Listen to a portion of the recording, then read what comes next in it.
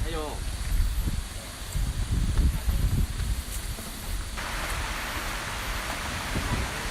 ปอนเป็นยังไงบ้างครับ สบายดีครับ โอเคฝนไม่ตกนะครับ ไม่รั่วนะครับ โอเคครับผม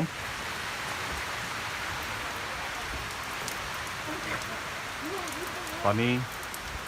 ลมเริ่มเบาแล้วครับ คุณหมอแล้วก็เดี๋ยวพาไปดูบนบ้านครับ โอ้บนบ้านไม่รั่วเลยครับนี่นอนได้จริงใช้ได้จริงครับโอ้โหวิวสวยครับ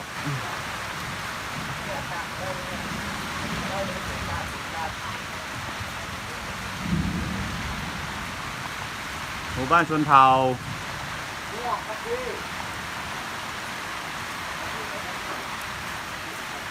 เป็นไงบ้างครับอ้าว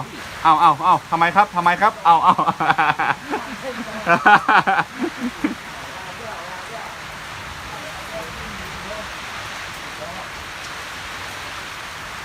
กันครับย้ายดอกครับผมชอบ